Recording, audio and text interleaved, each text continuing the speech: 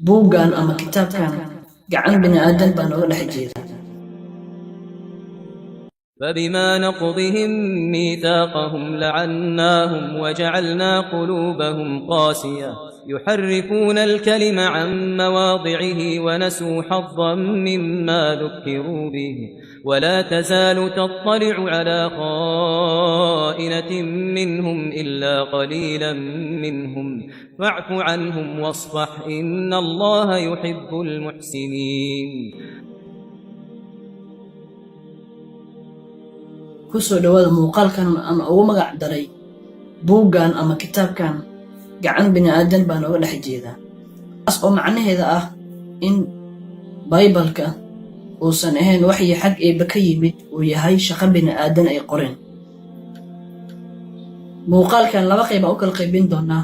qaybta koowaad cahdiga dambe baan isbarbar dhigayna insha allahu tacaala inuu khilaaf ku jiro iyo in kale saan u aragno. qaybta dambe waxaan isbarbar dhigaynaa Septuagintiga iyo Masoretiga.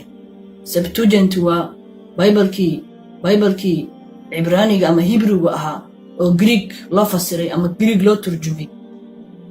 Masoretigana waa buugii muxuu ahaa baybalka oo hibrigu ku qornaa oo koobi laga sameeyey kadib meelaha qaar laga babedelay waay. marka aan ku bilaawno buugga Matayos isbarbardhigayna waxaan akhrinaynaa 4 qormo laba isku barbardhigayna insha Allah tacaala. aan akhrina buugga Matayos cutubka 8 qormada 28 sida tan buu leeyahay. goortuu yimid dhinaca kale waxaa laga hadlayaa Ciise calayhi salaam. goortuu yimid dhinaca kale oo dalka Gadareeni waxaa la kulmay 2 qof oo jinni qaba oo xabaalaha ka soo baxay. labadan qof jinni bay qabeen, xabaalaha bay ka soo baxayeen. bal haddaba aan fiirina asagana Luukos arintaas wuxuu ka dhahay iyo wuxuu inoo sheegay. Luukos cutubka 8 qormada 27 sida tan buu leeyahay. goortuu dhulka u degay waxaa la kulmay nin magaalada ka yimid oo jinniyo qaba. goortuu doonida ka degay oo dhulka u degay waxaa la kulmay nin magaalada ka yimid oo jinniyo qaba. Luukos wuxuu leeyahay qofka jinniga qaba wuxuu ahaa hal nin buu ahaa. Matayos wuxuu nagu leeyahay 2 qof bay ahaayeen oo jinni qaba, waxayna ka soo baxayeen xabaalaha. marka Matayos iyo Luukos labadaba ma saxmaan karaan. mid wuxuu inoo sheegay inuu hal qof ahaa wax jinniga qaba, midna wuxuu inoo sheegay inay 2 ahaayeen 2 qof oo jinniga qabta. يحرفون الكلم عن مواضعه ونسوا حظا مما ذكروا به ولا تزال تطلع على خائنة منهم إلا قليلا منهم فاعف عنهم واصفح إن الله يحب المحسنين. هذا أن فيرنا مركا محوها قرنا سدحات أمر برديق دون إن شاء الله تعالى. وحينا كإيمان يسابوغا markos bay ka imaanaysaa. aan isla fiirina cutubka 6 qormadiisa 2aad. qormadan waxay ka hadlaysaa muxuu ahaa boqorka la yiraahdo Herod oo damcay inuu dilo Yaxya calayhi salaam iyo ciduu ka baqay. aan isbarbar dhigin marka waa cutubka 6 qormada 2aad buugga Markos sida tan buu leeyahay. waayo Herodos baa Yoxana ka baqay, wuxuu ogaa inuu yahay nin quman oo quduus ah wuuna ilaaliyay. markuu Herod damca inuu dilo Yoxana ama Yaxya uu damca inuu dilo, wuxuu ogaaday inuu yahay nin quman ama nin wanaagsan, kadib buu ka baqay inuu dilo. aan fiirina marka asagana Matayos arintuu inoo sheego.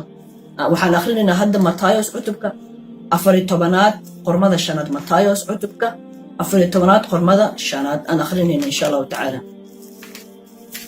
sida tan buu leeyahay marka Matayos sida tan buu leeyahay. oo goortuu doonay inuu dilo dadkii badnaa ayuu ka baqay.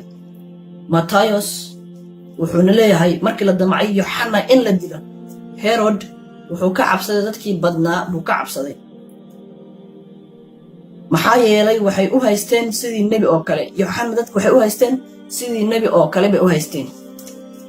marka su'aasha isweydiinta waxaa waaye Herod ma dadkii badnaa buu ka baqay mase Yuxanna buu ka cabsaday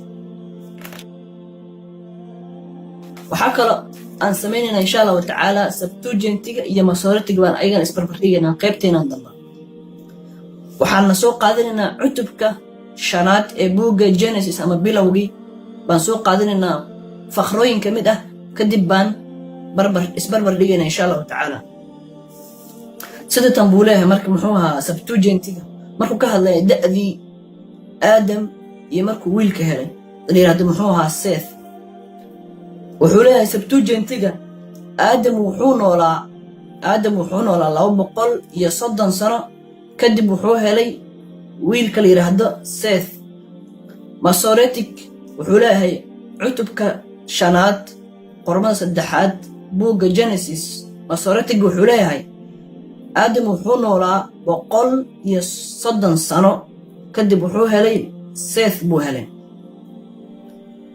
qormada lixaadna waxay leedahay sida tan Sethna wuxuu noolaa 205 sano wuxuuna helay Enos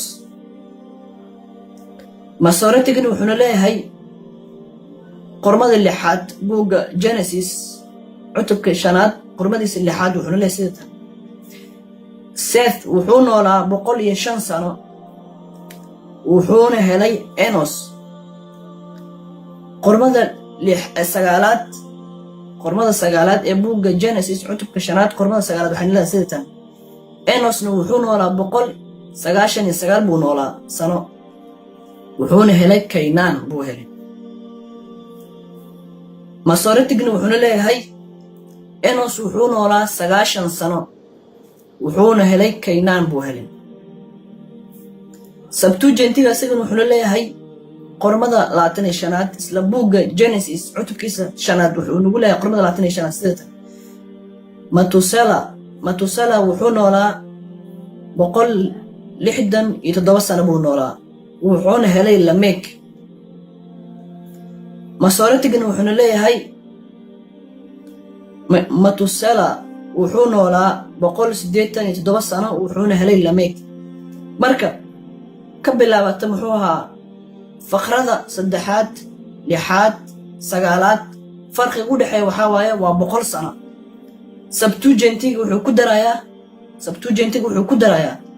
100 sano buu ku darayaa Masoretigana wuxuu ka reebayaa muxuu ahaa 100 sano buu ka reebayaa qormada mid ugu dambayso ah qormada 25aad fakhrada 25aad asagana wuxuu Septuagintiga uu ka reebayaa 20 sano buu ka reebayaa da'da Matusala markuu helayo muxuu ahaa Lamek ama markuu Lamek u dhalanayo Masoretigana wuxuu ku darayaa 20 sano wuxuu leeyahay wuxuu jira 187 sano buu jiray marka buu ka yimid xag eebe iskhilaaf lagama helo Allah subhanahu wa ta'ala wuxuu ku leeyahay Quraanka suuratu Nisaa suurada 4 aayada 8 wuxuu ku leeyahay afala yadabbaruna alqur'ana ولو كان من عند غير الله لوجدوا في اختلافا كثيرا marka waxaan leenahay buug ilaah ama buug eeba xaqiis ka yimid iskhilaaf ma lahan baan leenahay waxayna tan inoo cadeynaysaa inay shaqadan tahay shaqo bini aadan ay qabteen wayna khaldami karaan waxaan idin leeyahay wassalaamu calaykum wa rahmatullaahi wa barakaatuh